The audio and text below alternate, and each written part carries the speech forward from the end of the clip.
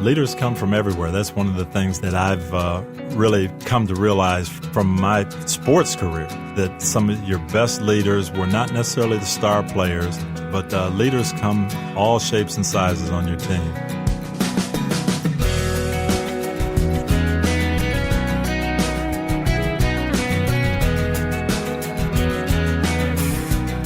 Hi, everyone, and welcome to First Person with today's guest, Coach Tony Dungy. I'm Wayne Shepherd, and with the Super Bowl right around the corner, we thought this would be a great time to sit down with the coach for a one-on-one conversation about his latest book, The Mentor Leader, published by Tyndale House Publishers.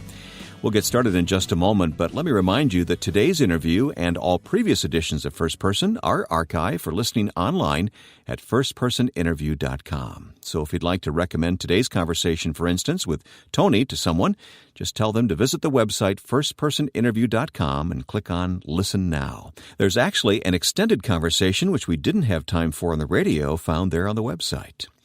Well, Tony Dungy makes his home in Tampa, Florida, and I traveled to Tampa to sit down with him to talk about the mentor leader. I began by asking the coach to tell me when he first saw the connection between athletics and lessons in leadership.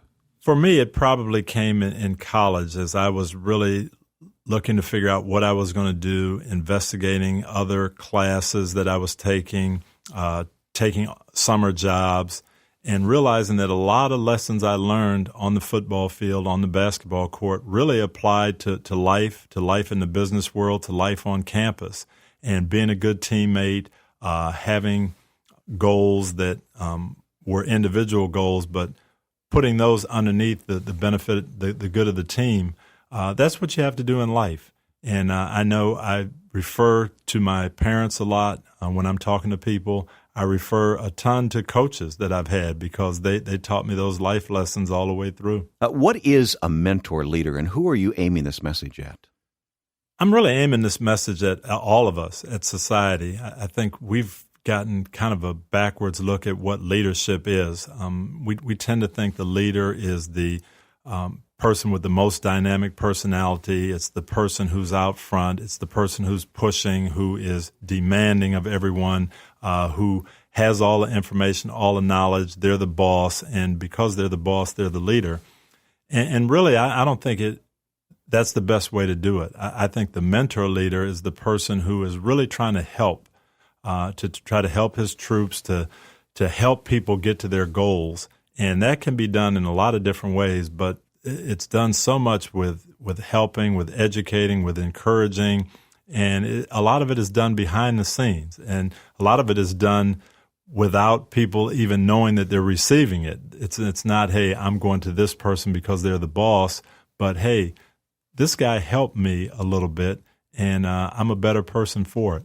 You define it as adding value to a person's life or making a person's life better. In many small ways and large ways as well, I guess, right? It is that. And I think the message behind that is you don't have to be put into the position of a leader. You don't have to be elected. You don't have to be promoted.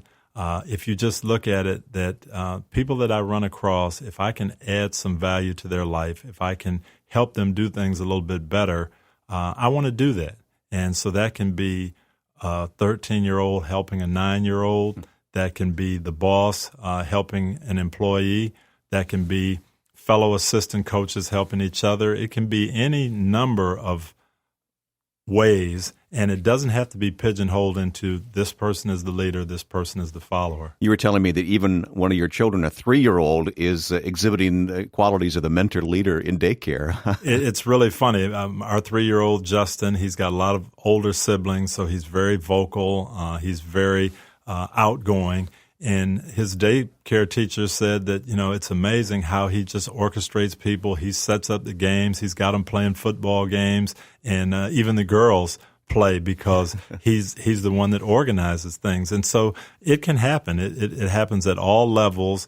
And if that leadership is used in the right way, not to coerce people into following, not to get a group to follow you to further your interests, but to really help everyone, that leadership can be a very, very special thing.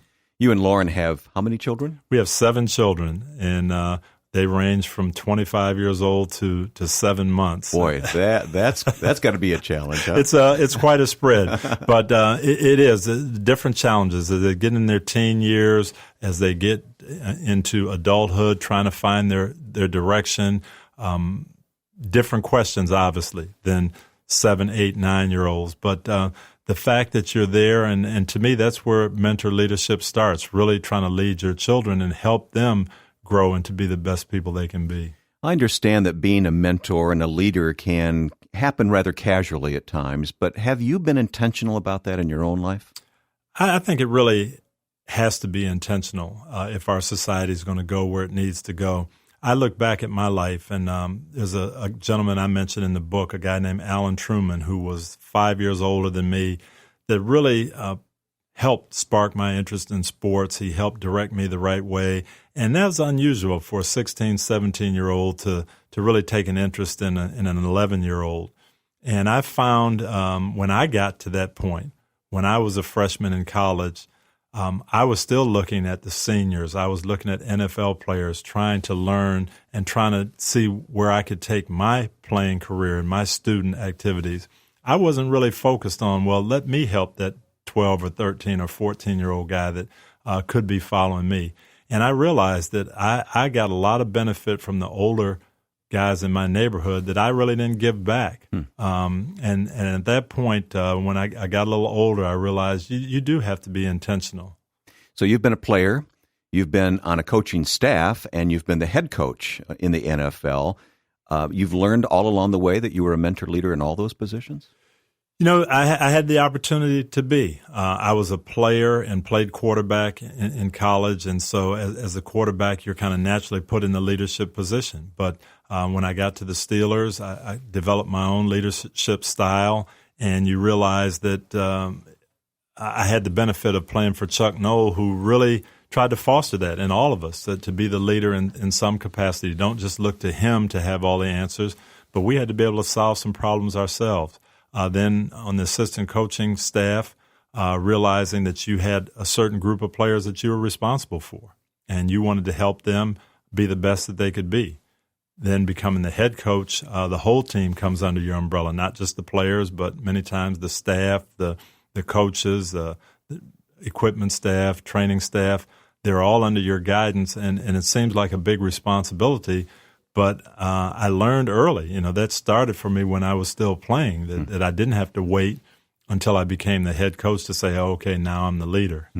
You have many examples in your book of mentor leaders in your own life. You mentioned Chuck Noll a moment ago. He obviously had a huge impact on you, didn't he? He really did. He was my first coach in the professional ranks. I played for him for 2 years, and so many of the lessons he taught me as a player, I didn't fully understand. I knew some of the things, some of the reasons behind what he said. I obviously did it because he was the coach and they worked for me. But then for 8 years, I got a chance to coach under him and get the background behind things and the why we did things a certain way, why he chose to lead the way he did. And those 8 years of working with him really helped me understand and become a much better leader. You tell the story in your book of coming to the Steelers as this young, 20-something, 25 years old maybe? Well, I was 21 when I came as a player and then 25 when I went on the coaching staff. And you went to him and said, what's my job? Yes. We've got tremendous players. We're kind of in the midst of a 4 Super Bowl run, and I'm very young, younger than most of the players I'm coaching. And I said, Coach, you hired me. What is it that you want me to do? What is my job description? And he told me something very simple that had a big impact on me. He said, your job as a coach is to help our players play better. And if you can get them to play up to their potential, you're doing your job. Very simple, very simple. And I had all these things in mind, but that boiled it down that whatever you need to do to help a young man play better, that's what he needs. And for each individual guy, that could be a little bit different. I realize how important that statement was to you, just make those players better. But did you realize it at the time? I mean, this whole book is about making people's lives better. I probably didn't realize it at the time, and it grew, and it coincided with something that my dad told me when I went into coaching. My dad was a college professor and taught school his whole life, And he told me that, the teacher's job was to help every student earn an A. And the teacher's job wasn't to make the test hard. It wasn't to fool you. It was to get information to you so you could earn an A. And he was saying the same thing that Coach Knoll was saying in a different way. And I kind of learned that, that was really what life was all about. And leading, whether it's in coaching, whether it's in teaching, whether it's leading a business, is you've got people that are following you and you're trying to help them be their best. I'm sure as a coach that you encountered young men that did not come from a positive home experience, and yet through sports, through football in your case, they were able to link up with men like you and to learn from them. What kind of difference do you think that makes in a young man's life when he didn't have that growing up? Well, I think it makes a huge difference. I look at my life, and I had my dad there until I was 48 years old, and I leaned on my dad a lot, and I can't imagine not having him there to guide me and direct me. But I still got so much from older boys in the neighborhood, from my coaches, from my teachers, from people that I was around, and all of this that went into impacting my life, even though I had my dad. And now you look at our society now, and half our young men growing up without fathers, how much more important is it to have those people pouring into their lives to those people that didn't get that positive impact very young. In a few moments here on First Person, we'll continue this conversation with Coach Tony Dungy about his new book, The Mentor Leader, published by Tyndale.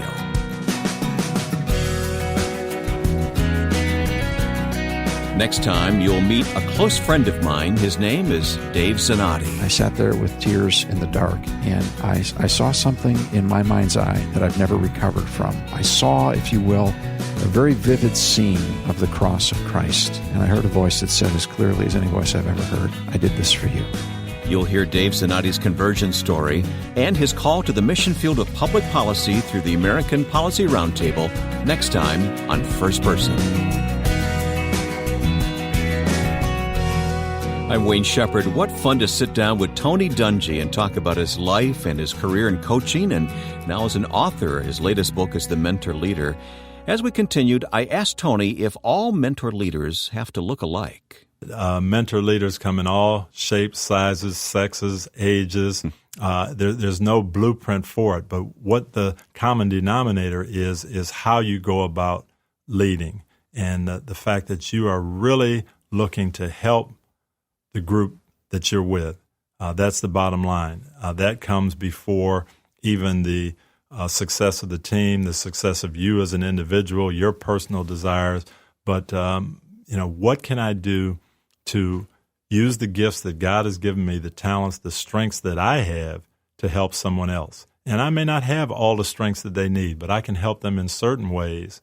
And that's why I'm there. If I feel like I don't have anything to give, maybe I need to examine my own heart. Well, you would be surprised. And I encourage people to look back at people who've had an impact on their lives. And it may be just with a one-time moment. I can remember when I was a freshman at the University of Minnesota, there was a basketball player, Jim Brewer, who was an All-American basketball player. And we were talking about life. And he told me, utilize everything you've gotten here. You've got a scholarship to the University of Minnesota. Don't owe anybody anything when you leave. Don't owe yourself anything. And if you don't graduate and get your degree, you will have cheated yourself. And don't do that. A 15-minute conversation. It wasn't about basketball. It wasn't about his area of expertise. It was just a 15-minute conversation to an 18-year-old kid that had a tremendous impact. Isn't that remarkable? So being a mentor leader is not just for business people. This is for all of life, even in the church, huh? It's everywhere. And I know originally when Tyndale approached me about this book, that was my first thought. Well, how can we talk about leaders in business? But it's more than that. And as Nathan Whitaker and I kind of worked our way through it, it just resonated that this is everywhere. This is on the playground. This is in classroom situations in high school. This is on the sports field, in the business field, in the church, just dealing in social settings, being a leader in your community. One of the statements you make in The Mentor Leader that just grabbed me was the statement that mentor leaders don't only work on their strengths, but they work on their weaknesses. That sets us apart. Again, I learned that from Coach Knoll when I came into the NFL, and he said most players work on what they do well because it's enjoyable. He said the great players will work on their weaknesses, and that's how they become great. And when I thought about that, that's true. If you're a strong guy, you like to lift weights. If you're fast, you like to run because you do it well. But to say, I'm not good at this, and while I'm going to know what my strength is, I'm still going to work on my weakness, that helps you. And it also helps the people you're leading, because that's one of the things, one of the challenges you have as a leader. What is the strength of this person in my group? How can I use that but still help him grow in other areas? I know character is of utmost importance to you. You think a lot about that, work to develop that good, strong character in the men that you disciple and coach. But what are you looking for when you look for character in a person? Well, when I was coaching in the NFL, I always looked for guys who were going to be good teammates, guys who were going to be dependable, guys who it was important to do the right things. That's one of the things that I learned from my college coach. So even in drafting a player, you might look at his level of integrity, for instance? Absolutely. Talent is certainly a part of what you bring to the table, but talent is only a small part of it. And even more determination, drive, that will to succeed, that will to be a good teammate, not worrying who gets the credit or how much money I'm going to make, but how successful is the team going to be. All of that goes a lot farther than talent in determining how good of a player you're going to be for the team. And Denny Green used to have a great line when we'd come to the final cuts, and I was on his coaching staff, and we'd always say, we can't get rid of this guy. He's so talented. And he'd say, I've told you over and over, it's not going to be the 53 best players. It's going to be the guys who make us the best team. Don't get hung up. Don't get caught up in talent. That's not always what helps you win. And I've remembered that he was so right so many times, that very, very talented player who didn't have the best interests of the team at heart, he's not going to help you as well as the guy who is really driven to help the team succeed.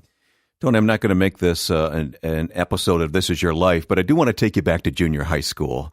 And the story of Mr. Rockmore, a junior high assistant principal. Now, you were obviously very young, and he didn't know how you were going to turn out as a person and what you would do in life, but he invested himself in you, didn't he? Yes. Leroy Rockmore was our middle school assistant principal, had a tremendous impact on my life.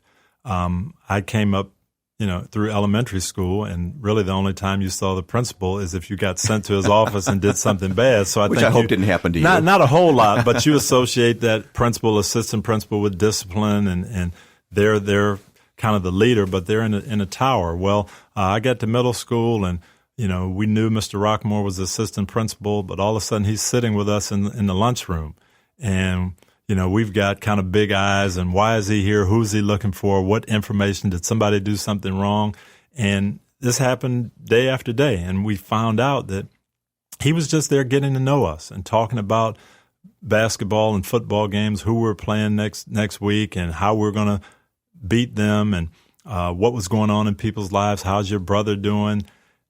Things that I just didn't expect. Well, over the course of 3 years in middle school, he became a friend. As well as the principal. And, he laid out the discipline when it was necessary, but we looked up to him. And he's taken us to high school games and just different things and being around. Well, fast forward to my senior year in high school, and I had a disagreement with the coach, and I quit the team. And Mr. Rockmore called me and said, I want you to come over to my house. Okay, now he's back in junior high. He's still in junior high. And you're in high school at this point. I've seen him around, but haven't really talked to him a lot in the last 4 years. But he's still a mentor leader in your He's life. a mentor leader, and he said, hey, here's a young man that I think is making a mistake. I'm going to talk to him. He brought me over to his house. Why are you quitting? You love football. It's been important to you. You're passionate about it. I said, hey, I disagree with the coach on this one issue. You can't let one disagreement stop you from doing things you really love, you really enjoy. Think about it. And I did, and I went back to the team. But it all started from him sitting down at the lunch table 7 years earlier and just being a friend. Think of how different your life could have been if you had walked away from that high school team. I thought about that as I was walking up on the platform to get the Super Bowl trophy after we beat the Bears. You think about who had an impact, and Coach Noel and Coach Stahl, my college coach, and Terry Bradshaw, and all these guys that helped me, and Denny Green. But then I thought, hey, if Leroy Rockmore hadn't come to me that summer night and said, let's talk, if he hadn't sat down at that lunch table when I was in the 7th grade, I'd been doing something totally different. Can you look back and see someone at every stage of life that God put there as that mentor leader for you? I really can, and I thank the Lord for it, starting with my parents. I had educators for parents who thought that learning was important. They also thought that being your own person was important. I can remember my mom telling me, don't follow the crowd, follow your heart, follow your dreams, do what's right. My dad telling my sister, who was interested in medicine, if you're interested, be a doctor. At that time, most of the advice to a young lady at that point would be, go to nursing school. Mm-hmm. And he said, hey, if you're that interested, go to medical school. And she did. So, having them in our lives, and then older boys helping me to practice and work and develop, coaches, teachers who took an interest in what I'm doing. I remember Mr. Bernard, my geometry teacher, would ask me, how'd you do Friday night?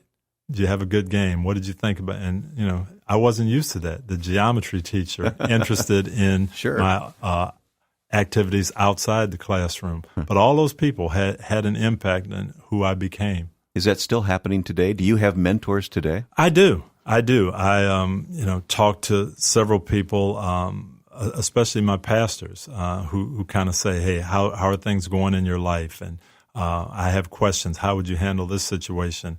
I still call Coach Green and people that I respect. But what it's made me think is, am I doing that as much? All these people that I've benefited from, am I passing that knowledge on? And to me, that's something that I really made an intentional decision once I really realized how impactful these people were in my lives. Well, Coach, when all is said and done, what's the main thing you want us to take away from this conversation today about being a mentor and a leader in someone else's life? Really 2 points. Number one, the idea of how we lead, that it doesn't have to be from dominance. It doesn't have to be from having the loudest voice, but we can lead from that ability to serve, to help, to lift others up. And then number two, that everybody can do it. It doesn't have to be, let's look around and see who else can be the leader. What can I do to help? What can I do to make the situation better? Who can I assist? And if I can, then in that moment, I'm the leader. Great lessons from a humble man, Coach Tony Dungy. His latest book is titled The Mentor Leader, and it's published by Tyndale. We'll place links to the book at our website, firstpersoninterview.com. This conversation with Coach Dungy was actually much longer than what we had time for today on First Person, so we've placed the rest online at firstpersoninterview.com. Just click on the Listen Now button for a replay of what you've heard today or to hear the extended conversation with Tony Dungy. Again, just visit the website firstpersoninterview.com and click on Listen Now to choose the file you'd like to hear.